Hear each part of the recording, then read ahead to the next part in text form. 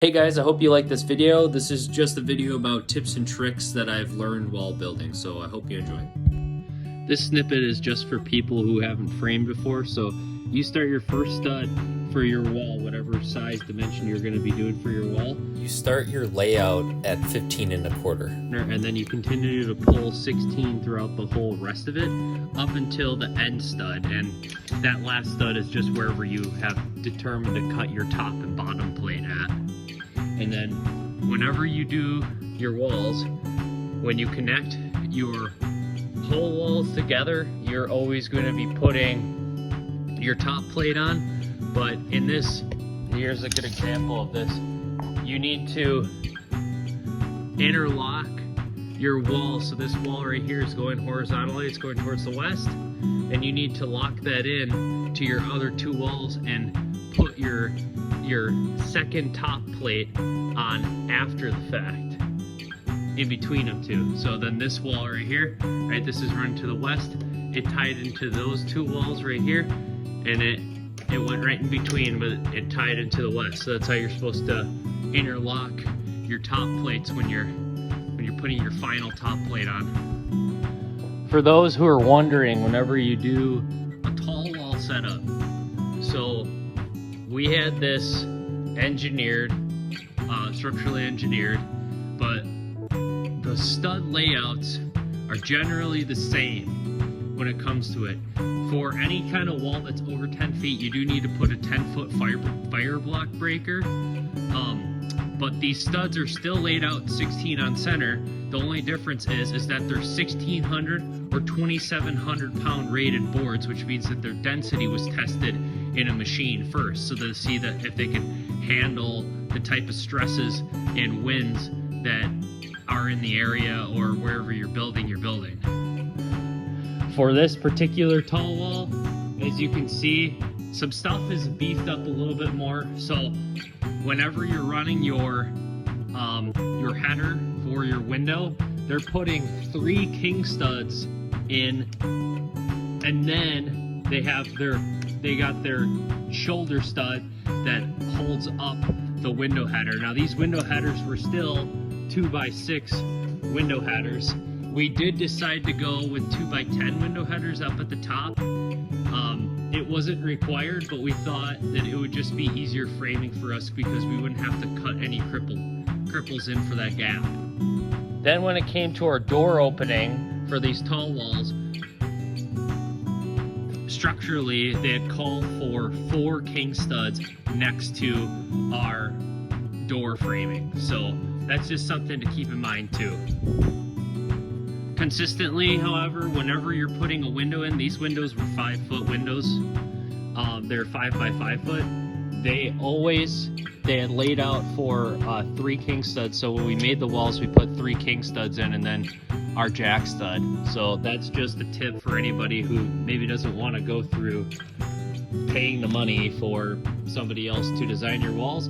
Just make sure you're getting 2,700 pound rated boards from Menards or wherever you're getting them from, and then make sure on the windows you're tripling up the king studs, and then on your doors you're gonna be quadrupling up your king stud. And then here's the comparison to a non-tall wall right here. These are 9-foot walls, and see, we still only have 1 king stud, 1 jack stud, and then underneath obviously we have our cripples at 16 inches on center.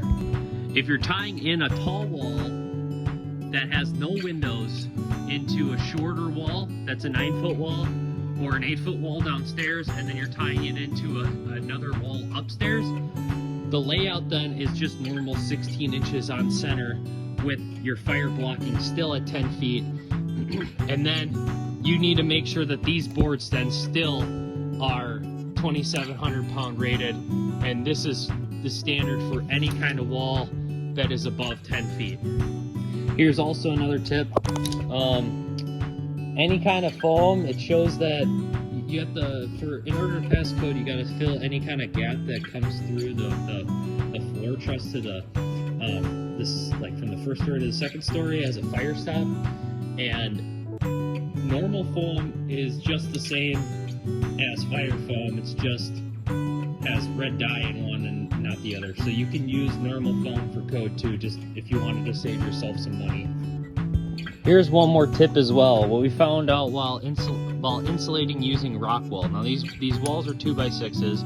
I decided to go with rock wool because of its density, because of its moisture resistance, and because of its fire resistance. I mean, essentially this whole building is steel with then insulated with rock wool insulation, so it's just rock insulation in the walls, and then it's going to be obviously vapor barrier and drywall. So this thing is about as fireproof as I can make it while still building with wood studs. So the tip that I wanted to give you was, whenever you're cutting rock wool, use a bread knife. It worked surprisingly well, cut very easy. We were able to get very clean cuts on all of the insulation that we did, and it never dulled the whole time. And this whole building is, if I didn't have this cutout here for my living room, this whole building is almost 4,200 square. So it did this whole building with one knife, never had to sharpen it once, and it cut from the first day the same as the last day for the last cut on the insulation. So if you ever wanted to, or if you're ever doing rock wool insulation and you need to cut small chunk pieces or cut pieces off your insulation, use a bread knife for that. And for anybody wondering, this is the exact knife that we used for the whole building, for the insulation. Just this type of a slice knife, just a bread knife, so worked great.